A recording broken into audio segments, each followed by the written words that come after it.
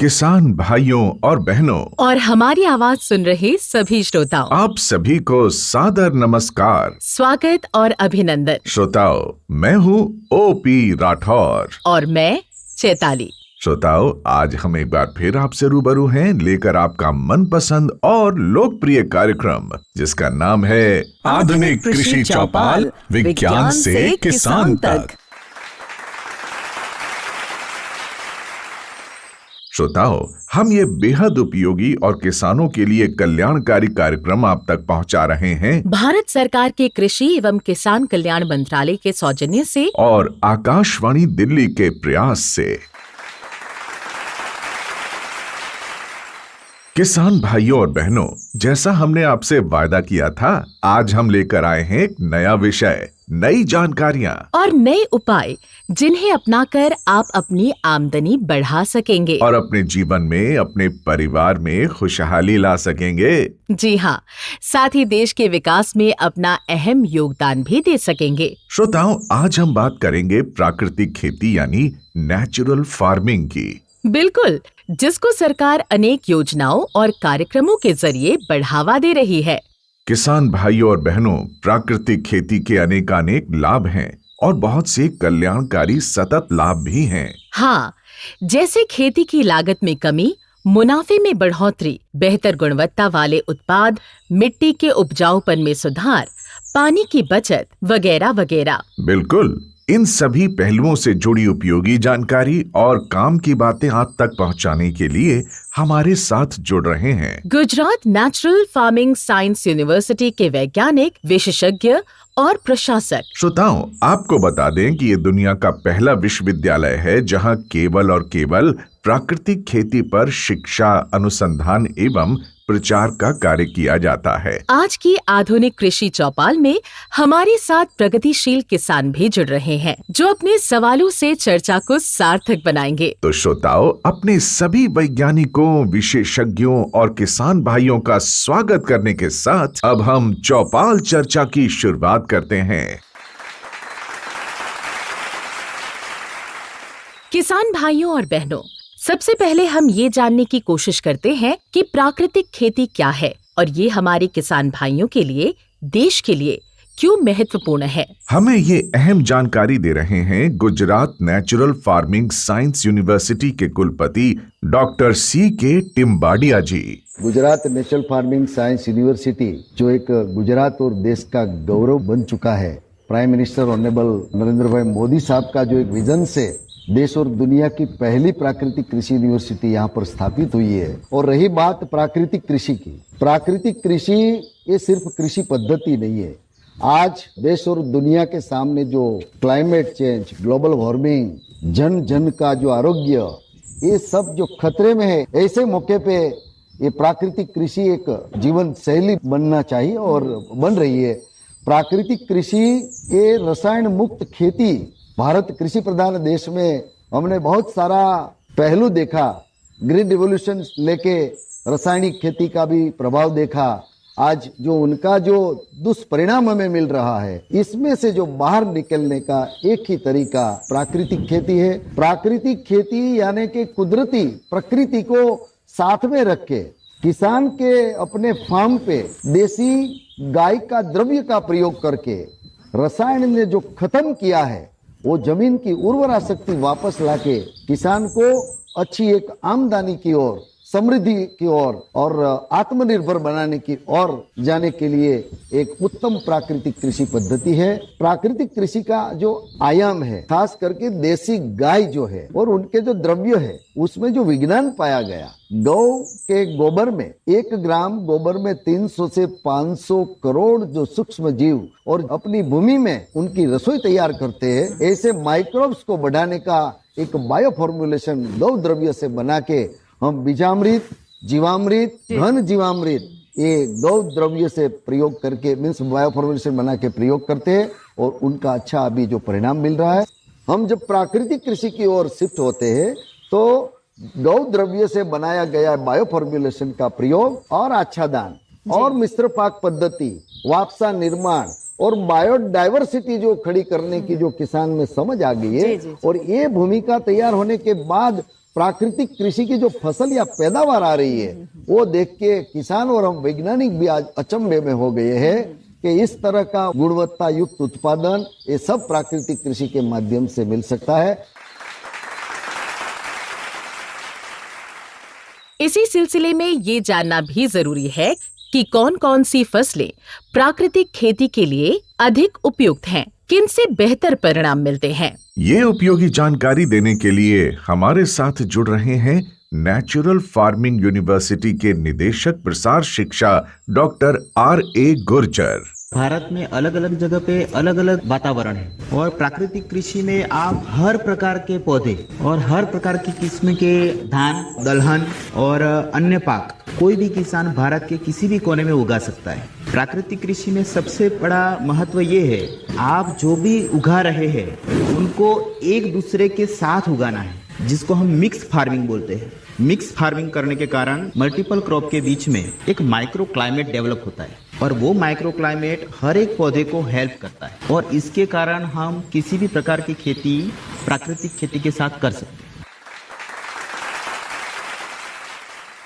श्रोताओं, अब हमारे साथ जुड़ रहे हैं नेचुरल फार्मिंग यूनिवर्सिटी के निदेशक अनुसंधान डॉक्टर गोपाल वडोदरिया जी। स्वागत है डॉक्टर साहब। हम आपसे जानना चाहते हैं कि प्राकृतिक खेती के लिए उपयुक्त फसलों के बीज कैसे उपलब्ध होते हैं और इन बीजों का कैसे उपयोग किया जाता है। जो स्थानीय जाते हैं, जैसे स्थानीय किस्में बोला जाती है, उसका ज्यादा महत्व है क्योंकि स्थानीय किस्में है उसमें स्थानीय जलवायु के सामने, मिट्टी के सामने, रोग कीटों के सामने अधिक अनुकूलित होती है और इसमें उत्पादन क्षमता है वो स्थायी रहती है। जैसे साल भर साल उसकी उत्पादन क्षमता ऊपर नीचे नहीं होती, वो स्थायी उत्पादन क्षमता रहती है। साथ ही साथ ये बीज को हम सुरक्षित रख सकते हैं और अगली पीढ़ी तक ले जा सकते हैं, यानी किसान आत्मनिर्भर बनता है, उसे बाजार से कोई नए बीज खरीदने की जरूरत नहीं रहती, वो अपना ही जो स्थायी बीज है वो यूज कर सकते हैं। इसलिए हम प्राकृतिक कृषि में महत्वपूर्ण ये है कि बाहर से कुछ भी नहीं लाना, बीज भी नहीं लाना, कोई घटक भी नहीं लाना, सभी अपने खेत का ही यूज करना है और प्राकृतिक खेती करना है, जिससे किसान आत्मनिर्भर बन सके और उसका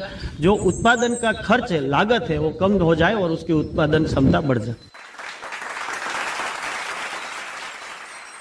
अब हमारे एक किसान भाई का सवाल है, कुछ शंका है। मैं सर से ये जानना चाहता हूँ कि प्राकृतिक खेती और ऑर्गेनिक फार्मिंग, दैट मीन्स जैविक खेती का तफावत क्या है सर? हम चाहते हैं डॉक्टर टिम्बाडिया जी इस शंका का समाधान करें। प्राकृतिक कृषि जो है वो माइक्रोब्स की खेती है। माइक्रोब्स यानी कि सूक्ष्म जीव की, और सूक्ष्म जीव जो है वो गौ माता के शरीर से हमें मिलते हैं, लेकिन 33 करोड़ से अधिक सूक्ष्म जीव गाय से जो शरीर से जो पाया जाता है वो ही है। तो कहने का मतलब ये है प्राकृतिक कृषि ये सूक्ष्म जीवों की खेती है। सूक्ष्म जीव ही अपनी वनस्पति का रसोई तैयार करने का काम अपनी भूमि खेत में करते हैं। तो इनको बढ़ाने की जो ज्यादा प्रवृत्ति होती है वो प्राकृतिक कृषि में होती है। ऑर्गेनिक फार्मिंग के बारे में आपको बताऊं तो सबसे बड़ा जो हम मैन्यूर का प्रयोग करते हैं, यानी कि खाद का प्रयोग ऑर्गेनिक फार्मिंग में होता है, तभी हम पाक को पोषक तत्व पूरा पा सकते हैं। यहाँ पर सेंद्रीय खेती ये एकदम खर्चाल खेती है, उसमें किसान को सभी जो बायो इनपुट है वो बाहर से लाके खेती करना पड़ता है। और यहाँ पर हमने बताया सिर्फ एक गाय का पालन करे, बाकी सब फसलें अपनी हो, किसान अपने फार्म पे ही अपने पाक अवशेषों का उपयोग ज्यादा रिसाइकलिंग, मल्चिंग में करे, जीवामृत, बीजामृत और घन जीवामृत अपने घर पे ही बनावे, और मिश्र पाक वो तो जड़ है प्राकृतिक खेती की। इनकी जानकारी लेके, सिर्फ टेक्निकल ट्रेनिंग लेके ये काम आगे बढ़ा सकता है, उसमें इन्वेस्टमेंट की ज्यादा जरूरत नहीं है। प्राकृतिक कृषि में जो किसान की फसल जो पूरी विधि अपनावे तो कम नहीं होती। ऑर्गेनिक फार्मिंग में चाहे भी हो, अति खर्च करने के बावजूद भी उसमें इतनी इनकम नहीं मिलती। प्राकृतिक खेती में जुताई करने की जरूरत नहीं है, ऑर्गेनिक फार्मिंग है उसमें जुताई, उसमें मोनोक्रॉपिंग, प्राकृतिक खेती में मिक्स क्रॉपिंग, इतना सारा तफावत है। फिर भी आज हमें लगता है कि पूरे देश के लोगों को इनकी जानकारी नहीं है। प्राकृतिक कृषि में रोग और कीट उनका भी इतना आक्रमण नहीं होता है। ऑर्गेनिक फार्मिंग में यदि किसान जरा भी चूक लगावे और बायोपेस्टिसाइड का प्रयोग समय पे नहीं किया और केयर नहीं ली तो वो क्रॉप फेल होता है।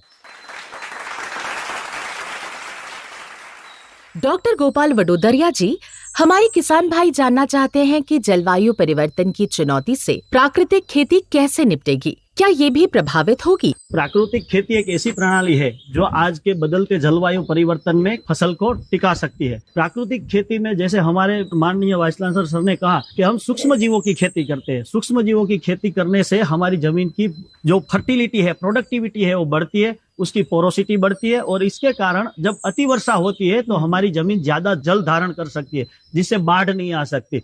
साथ ही साथ जमीन जिंदा होने के कारण उसमें सूक्ष्म जीवाणुओं की एक्टिविटी बढ़ती है, जिससे माइक्रो एग्रीगेट्स और माइनर एग्रीगेट्स बनते हैं, जिसमें हमारा कार्बन सीक्वेस्ट्रेशन भी ज्यादा होता है, जिससे ग्रीन हाउस गैसेस है उसको भी हम स्थापित कर सकते हैं प्राकृतिक कृषि से।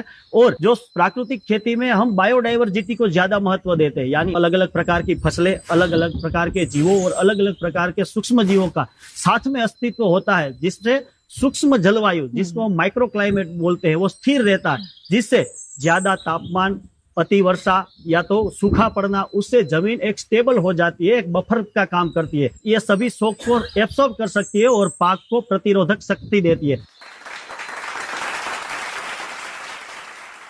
किसान भाइयों और बहनों, प्राकृतिक खेती में मिट्टी में मौजूद सूक्ष्म जीवी यानी माइक्रोब्स एक अहम भूमिका निभाते हैं, तो इनका संतुलन कैसे बना रहता है, ये जानकारी दे रहे हैं डॉक्टर रघुनंदन BL, जो नेचुरल फार्मिंग यूनिवर्सिटी में एसोसिएट रिसर्च साइंटिस्ट हैं। प्राकृतिक खेती आप सब जानते हैं कि केमिकल फ्री फार्मिंग, स्वाभाविक कृषि। तो मैं कहता हूँ कि प्राकृतिक कृषि है ये सूक्ष्म जीवी आधारित कृषि। जो भी हम प्राकृतिक खेती में उपयोग करते हैं, बायो फार्मुलेशन से, कॉन्कॉक्शन से, इस पूरी सूक्ष्म जीवी आधारित है। एक्चुअली सूक्ष्म जीवी हम देखते हैं प्राकृतिक खेती में दो तरफ उसका उपयोग महत्वपूर्ण है। पहले मिट्टी के स्वास्थ्य देखना है तो मिट्टी का जो कार्बनिक तत्व है, कृषि अवशेष है, पत्तों है, उसको विघटन करके पोषक तत्व को उपलब्ध करने के लिए ये सूक्ष्म जीवी का बहुत अगत्यता है। और दूसरा, मिट्टी के जो संरचना है उसका गुणवत्ता सुधारने के लिए भी ये सूक्ष्म जीवी का रोल है। और मिट्टी में जैविक संतुलन को एक लेवल करने के लिए ये सूक्ष्म जीवी का भी वो रोल है। खरोट का ये सूक्ष्म जीवी है, ये मिट्टी में उसको संतुलन करने में भी ये इसका रोल है। रोगजनक जो सूक्ष्म जीवी है उसको नियंत्रित करने में भी सूक्ष्म जीवी का रोल है। और पौधे का दृष्टि में देखना है तो पौधे का वृद्धि करना है, पौधे में रोग निरोधक शक्ति को बढ़ाने में भी ये माइक्रो सूक्ष्म जीवी का रोल है। प्राकृतिक खेती की बात करें तो एक शब्द बार बार सुनाई देता है, जीवामृत। बिल्कुल, जीवामृत क्या है, इसे कैसे बनाते हैं, बता रही है डॉक्टर रवीना एमीपारा, जो इसी यूनिवर्सिटी में असिस्टेंट रिसर्च साइंटिस्ट हैं। जीवामृत की बात हम करें तो प्राकृतिक कृषि में जीवामृत का जो उपयोग करते हैं किसान, वो मिट्टी की उर्वरकता बढ़ाने के लिए करते हैं। और वैसे मैं बात करूं तो जीवामृत जो है वो सूक्ष्म जीवाणुओं का भंडार है, जिसमें हम सूक्ष्म जीवाणु का मल्टीप्लिकेशन करते हैं, जो कि हमारी जमीन है उसमें बहुत ज्यादा उपयोगी है। तो जीवामृत बनाने के लिए हमें देशी गाय का गोबर जो 10 किलोग्राम चाहिए होगा, और देसी गाय का जो गौमूत्र है वो भी 10 लीटर हमें यूज करना है। और हमें एक 200 लीटर का प्लास्टिक का हम ड्रम बोल सकते हैं, तो उसको लेकर उसमें जो गोबर का और गौमूत्र का मिश्रण बना के उसको ऐड करना है। और उसके बाद जो बेसन है, किसी भी दाल का जो आटा है, वो हमें 1.5 से 2 किलो तक लेना है। और देशी गुड़ है उसे हमें 1.5 से 2 किलो तक लेना है। और सजीव मिट्टी हम बोलते हैं, किसी भी पेड़ के नीचे से हम जो सजीव मिट्टी बोलते हैं, तो एक मुट्ठी लेकर ये सभी जो सामग्री है उसका स्लरी बनाना है। और जो 200 लीटर का ड्रम है उसमें 180 लीटर पानी डालकर उसमें मिक्स करना है, और उसको एकदम घुलन हो जाए ऐसे मिक्स करना है। और उसे 5 से 6 दिन तक ऐसे ही छांव में कंतान से ढककर रखना है। और दिन में 2 बार, सुबह और शाम को, उसे लकड़ी की मदद से हिलाना है। और ये जीवामृत है, ये प्राकृतिक कृषि में बहुत ही महत्वपूर्ण आयाम है। जीवामृत है वो मिट्टी में जितना हम दे सके उतना बढ़िया इसका रिजल्ट आता है। डॉक्टर रवीना, इसी से जुड़ा एक सवाल हमारे किसान पूछना चाहते हैं। जीवामृत बनाने के बाद हम इसका कितने दिनों में उपयोग कर सकते हैं, कब तक कर सकते हैं और इसका प्रमाण क्या है? जीवामृत जब हम बनाते हैं तो हम मौसम के हिसाब से वो 6 से 7 दिन में तैयार हो जाता है। तैयार होने के बाद 3 से 4 दिन तक हम यूज कर सकते हैं और 3 से 4 दिन तक अब तैयार होने के बाद जीवामृत रखते हैं तो उसे सुबह शाम है वो हिलाना भूलना नहीं है, क्योंकि वो भी एक जरूरी है। इससे हम जितना जल्दी यूज कर सके उतना ज्यादा बेनिफिट मिलता है, ज्यादा फायदा होता है। डॉक्टर रवीना, इसी के साथ हमारे किसान भाइयों को बीजामृत के बारे में भी बता दीजिए। बीजामृत है वो प्राकृतिक कृषि में एक महत्वपूर्ण आयाम माना जाता है, जो कि रासायनिक कृषि में हम देखते हैं कि किसानों है वो अत्यंत हानिकारक जो केमिकल है उससे बीज का उपचार करते हैं। पर हमें प्राकृतिक कृषि में क्या करना है कि बीज है उसका उपचार है वो बीजामृत से करना है। जो किसान है वो बड़ी सरलता से अपने खेत पे तैयार कर सकते हैं। उसमें भी देसी गाय का गोबर है, गौमूत्र है, चूना है और मुट्ठी भर जो सजीव मिट्टी है उसका उपयोग करके उसको मिश्र करते बीजामृत है वो बनाया जाता है। और बीजामृत का जो उपयोग करते हैं तो बुआई के समय हम बीज को ट्रीट करते हैं और उपचार करते हैं। इससे क्या होगा कि बीज जब शुरुआत के स्टेज में है, कोई भी फसल है वो शुरू में एकदम नाजुक होते हैं, जैसे शुरुआत में उसको बहुत केयर की जरूरत होती है। तो बीजामृत से ट्रीटमेंट देने के बाद हमें जो अंकुरण क्षमता है वो बढ़ जाती है बीज की, और उसमें जो प्रारंभिक फसल में रोग जीवात लगते हैं उसका भी फायदा मिलता है और वो कम किया जा सकता है। इसलिए बीजामृत है सभी किसानों को बनाकर वो बीज को संस्कारित करना ही चाहिए। प्राकृतिक खेती में घन जीवामृत का भी जिक्र आता है। जी, ये क्या है जानते समझते हैं डॉक्टर अल्पेश भिमानी जी से, जो नेचुरल फार्मिंग यूनिवर्सिटी में असिस्टेंट रिसर्च साइंटिस्ट हैं। घन जीवामृत वो एक जीवामृत का सूखा रूप जिसको बनाने के लिए देसी गाय के सूखे गोबर का प्रयोग होता है। इसके लिए 1.5 फीट ऊंचा सूखे गाय का गोबर का बेड बनाना है और इस बेड की लंबाई और चौड़ाई हम कितनी भी ले सकते हैं, लेकिन ख्याल रहे कि बेड की ऊंचाई सिर्फ 1.5 फीट ही हो, उससे ज्यादा नहीं। और एक बात ख्याल रखनी है वो है कि इस बेड को छांव में बनाना है जहाँ पे सीधा धूप और पानी ना गिरे। और इस बेड को बनाने के बाद इसमें लकड़ी से छिद्र बनाने और वह छिद्र 1 फीट अंतर पे जिगजैग पैटर्न में होने चाहिए। अब इस छिद्र को 100 किलोग्राम सूखे गाय के गोबर में 20 से 30 लीटर जीवामृत से हम उसको भर देते हैं। उसके बाद जीवामृत है वो पूरे बेड पे फैल जाएगा और उसको 7 दिन के लिए हम वैसे ही छोड़ दे। उसके बाद पाउडर से उसको मिश्रित कर दे। अब इस विधि को दूसरी बार हम रिपीट करेंगे 7 दिन के बाद, फिर से उसी साइज का बेड बना ले। और घन जीवामृत है वो डीएपी खातर की तरह हम बीज बोने से पहले प्रति एकड़ 1 टन कम से कम जमीन में दे सकते हैं। डॉक्टर अल्पेश, प्राकृतिक खेती में किसान भाई जो मेहनत करते हैं, क्या उसका पूरा फल मिल पाता है? उन्हें क्या करना चाहिए इसके लिए? प्राकृतिक कृषि को पूरी विधि से अपनाना चाहिए। इसके लिए देसी बीज का उपयोग करें, बीज संस्कारित करें बीजामृत से, जीवामृत, घन जीवामृत और दूसरे आयाम बायो इनपुट्स का उपयोग करें। उसके साथ साथ मिश्र फसल प्रणाली दलहन के साथ अपनाएं और उसके साथ साथ पूरे वर्ष भर में जमीन में आवरण जारी रखें और वापसा निर्माण करें। ये सब प्राकृतिक कृषि के सिद्धांत है जो एक साथ अपनाने से फसल अच्छी मिलती है। डॉक्टर अल्पेश, आपसे एक सवाल हमारे किसान भाई का भी है। सर, मैं ये जानना चाहता हूँ, जैसे हम बीजामृत बनाते हैं तो बीजामृत में चूने का उपयोग क्यों करते हैं? बीजामृत बनाने के लिए हम गौमूत्र का उपयोग करते हैं और गौमूत्र की जो अम्लीयता है वो कम रहती है। उसके साथ साथ जब फर्मेंटेशन होता है तभी जो सूक्ष्म जीवाणु है उसकी जैव रासायनिक प्रक्रिया से जो अम्लीयता है वो और भी घट जाती है, जिसकी वजह से जो सूक्ष्म जीवाणु में स्पेसिफिकली बैक्टीरिया है उसको अम्लीयता ज्यादा चाहिए। तो पीएच को स्टेबलाइज करने के लिए चूना का उपयोग होता है जिससे 7 से ज्यादा पीएच मेंटेन हो सके।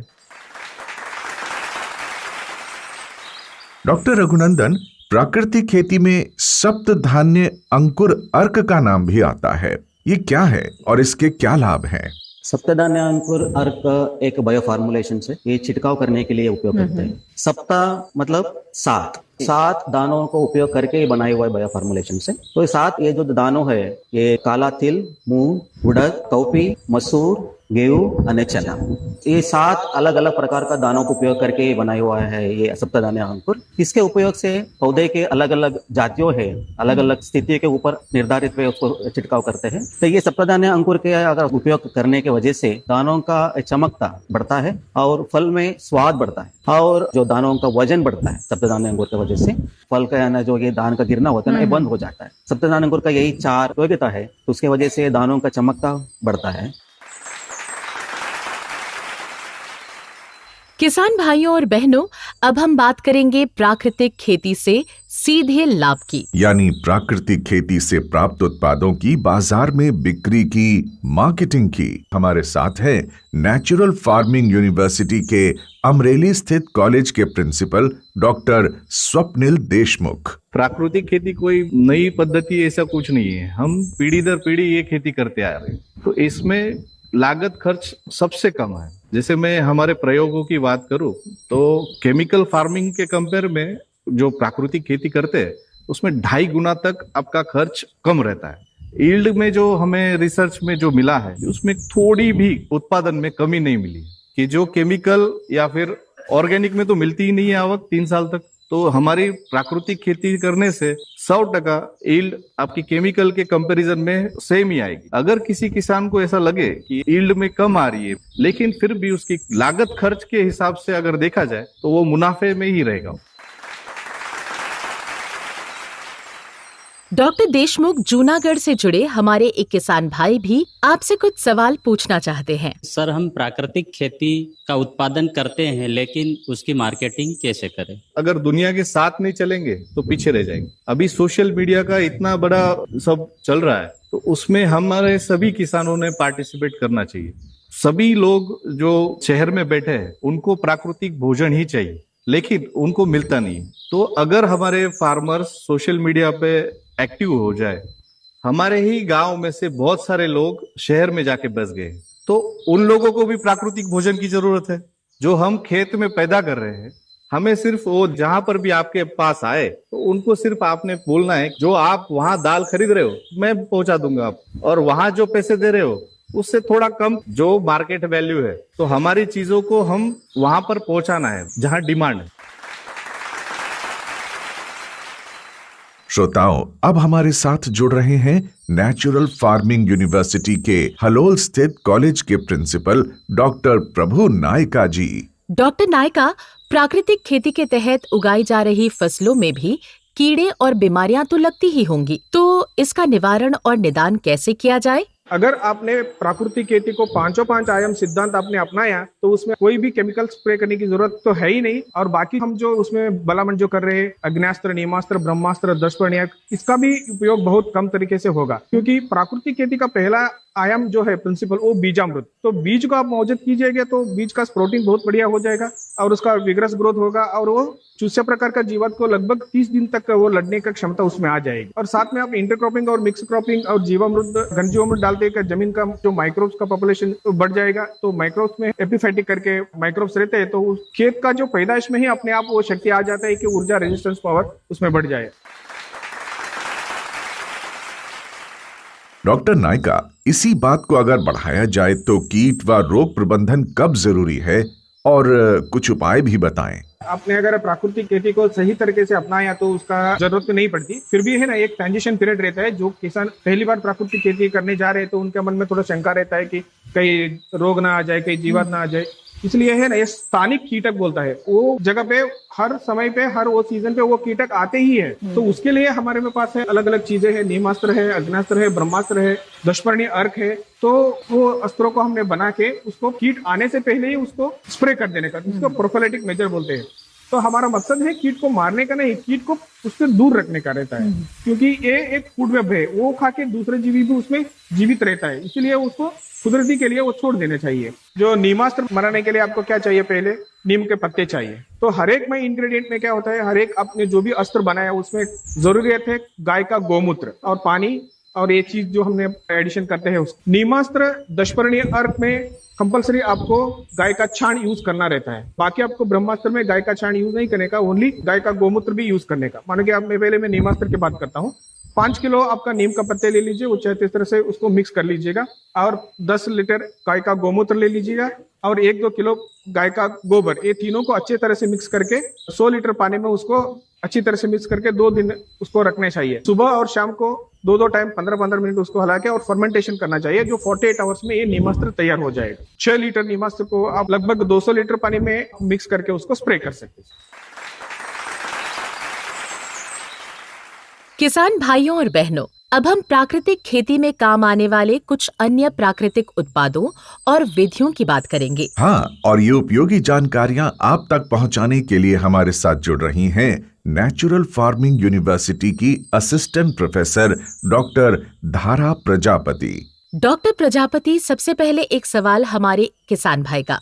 मेरा एक सवाल है कि प्राकृतिक खेती में मिर्ची, अदरक और लहसुन अर्क का कैसे उपयोग करेंगे?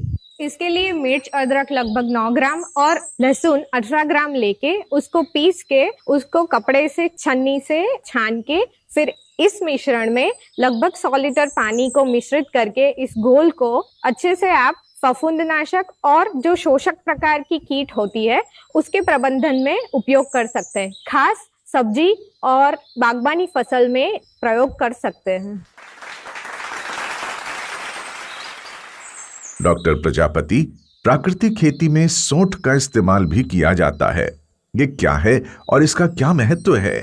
ये जो सौंठ है मतलब कि अदरक का पाउडर, वो ज्यादातर हमारे घरों में आमतौर पर पाया जाता है। तो सौंठास्त्र बनाने के लिए हमें लगभग 100 ग्राम सूंठ का पाउडर उसको 100 लीटर पानी में द्राव्य करना है और उसको जो कंकॉक्शन है उसको उबालना है। एक उबाल तक लगभग पानी आधा हो जाए तब तक उबाल के उसको ठंडा करना है। अब दूसरे बर्तन में हमें लेना है 1 लीटर दूध, उसको गर्म करके उसकी मलाई निकाल के ठंडा होने रख देना है।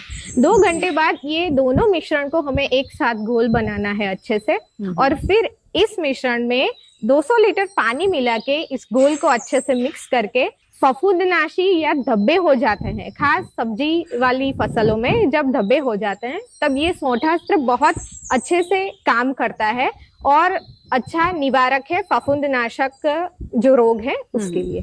अच्छा डॉक्टर प्रजापति, एक जानकारी और दें, प्राकृतिक खेती में विषाणुओं से होने वाले रोगों का निवारण कैसे किया जाता है? जैसे कि अभी रबी क्रॉप सीजन शुरू हो रही है, इसमें ज्यादातर किसान सब्जी वाली फसलों का सोइंग करते हैं। तो खास अगर मैं बात करूं, जो सब्जी है उसमें विषाणुजनक रोग आते हैं, पीलापन आता है, तो इसके लिए खट्टी लस्सी उसका प्रयोग कर सकते हैं और अदरक, मिर्च और लहसुन का अर्क, वो भी विविध कृषि यूनिवर्सिटियों के संशोधन से प्रमाणन किया गया है कि जो भी शोषक प्रकार की कीट है जो कि ये विषाणुजन्य रोग फैलाती है, उनका निवारण के लिए ये दोनों प्रकार का कंकॉक्शन बहुत ही ज्यादा कार्यरत है।